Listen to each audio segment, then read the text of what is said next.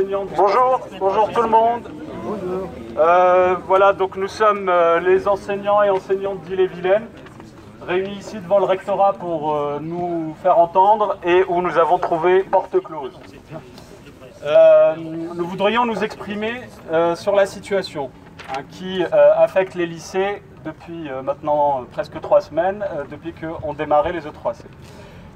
Donc depuis au moins 3 semaines, nous enseignants et enseignantes des lycées d'Ille-et-Vilaine, nous nous mettons successivement en grève pour demander l'annulation des E3C, dont nous dénonçons le caractère foncièrement inégalitaire et extrêmement mal organisé. La majorité des élèves et des parents d'élèves, par la voie de la FCPE, abondent dans notre sens. La seule réponse qui nous a été adressée est le déni et le jusqu'au-boutisme.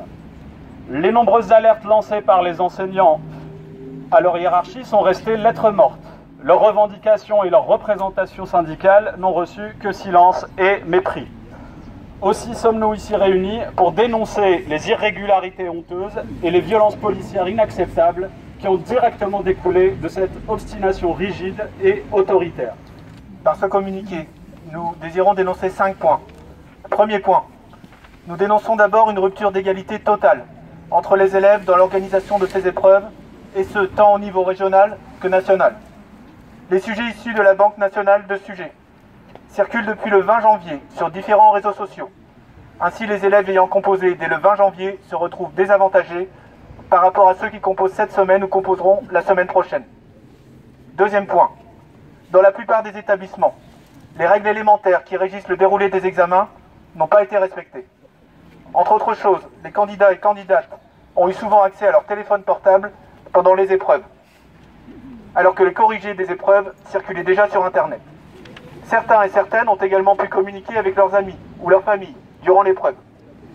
D'autres ont composé dans un amphithéâtre ou dans des réfectoires, sur des tables trop petites, trop proches les unes des autres, parfois même en face à face. Pendant les épreuves de mathématiques, en série technologique, toutes les calculatrices n'ont pas toujours été basculées en mode examen, car il n'y a pas eu de vérification systématique.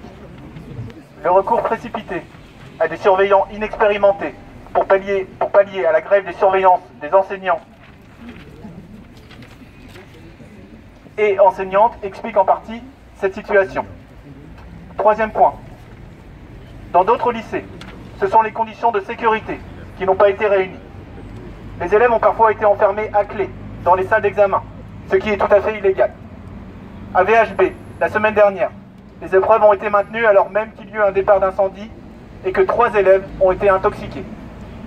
Au lycée Bréquigny, des fumigènes ont été allumés dans les couloirs de l'établissement, sans que l'alarme incendie ne retentisse, alors même que des départs de feu pouvaient se produire. À titre de comparaison, en juin dernier, le brevet des collèges a été annulé pour cause de canicule. Est-ce à dire que depuis lors, on a perdu le sens de la mesure et de la responsabilité? Quatrième point. Par ailleurs, la hiérarchie administrative n'a par ailleurs pas hésité à recourir à la tromperie et à l'intimidation pour faire en sorte que les épreuves se déroulent coûte que coûte. Aux élèves très organisés, très angoissés par la perspective d'épreuves injustes et très mal organisées, on n'a pas hésité à dire qu'il n'y aurait pas de rattrapage et que toute absence équivaudrait à un 0. Des courriers et des appels aux familles ont suggéré des choses similaires. La réalité est que la loi prévoit que les examens du bac donnent lieu à une seconde session de rattrapage. Par ailleurs, nous, enseignants et enseignantes, sommes calomniés.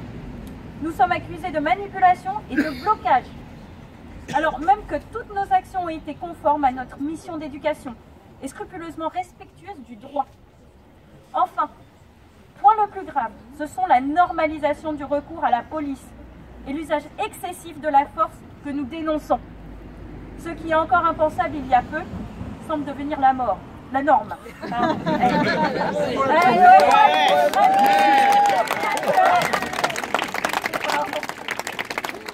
Et donc recourir à la répression policière pour répondre au moindre mouvement social pacifique, y compris dans ce sanctuaire qui est censé être l'école. Nous sommes toutes et tous sous le choc après le spectacle donné à VHB la semaine passée. Des élèves frappés, dont un qui fut hospitalisé pour une commotion cérébrale et un examen qui se déroule aujourd'hui encore dans des bâtiments bunkérisés par des policiers en armure. Nous voulons ainsi exprimer notre solidarité envers les lycéens et lycéennes, des jeunes de 15 à 18 ans, qui sont victimes d'une répression inacceptable. Leurs revendications et protestations sont légitimes et doivent être entendues par le ministère.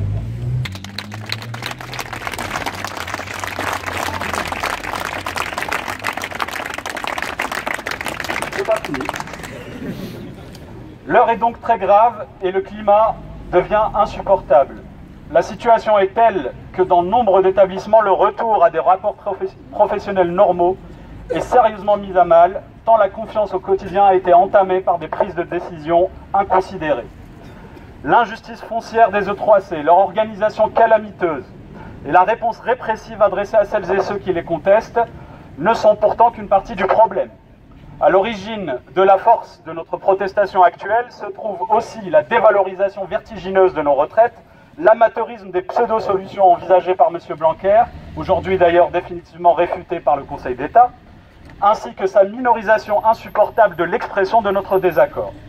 Dans ces circonstances, l'école de la confiance, chère à M. Blanquer, n'est même plus une creuse formule de communication, elle est devenue un affront insupportable, jeté à la face d'un corps professionnel qui n'a jamais été autant méprisé et rabaissé. C'est pourquoi nous demandons aujourd'hui non seulement l'annulation des E3C, le retrait des pseudo-réformes du lycée et des retraites, mais exigeons également la démission de Jean-Michel Blanquer. C'est seulement ainsi que nous pourrons ensuite réfléchir et travailler sereinement, tous ensemble, à une véritable transformation de l'école qui aille davantage vers l'égalité et la liberté. Je vous remercie.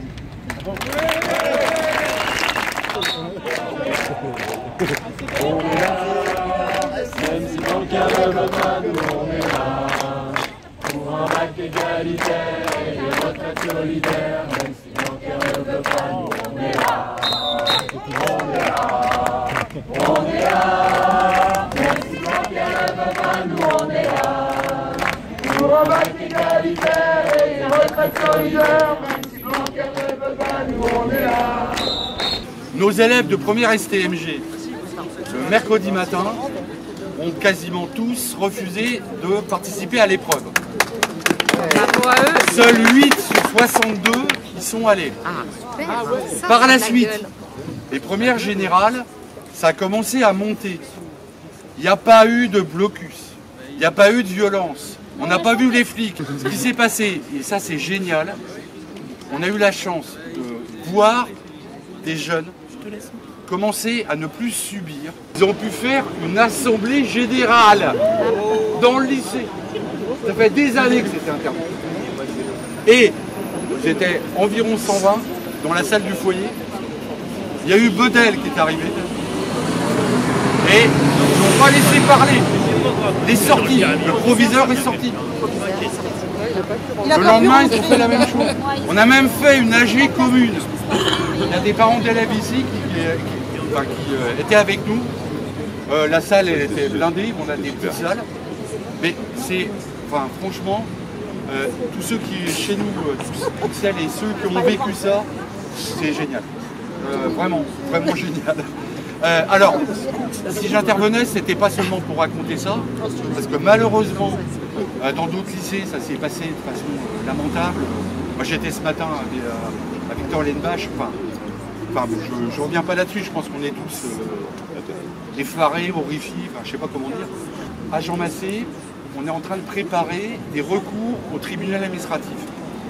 On a le contact avec un avocat spécialisé en droit public. Donc demain, toute la journée, donc on donne un rendez-vous à partir de 10h devant des cartes. Là, on va mettre un peu plus le paquet au niveau animation, barnum, café, bruit et tout ça. Donc, c'est demain à 10h, sachant qu'après, on rejoindra la manif vers 11h30, la manif pour les retraites. En tout cas, à titre individuel, et avant que d'autres nous rejoignent, je pense qu'il ne faudra pas rester, faudra pas laisser ça après les vacances.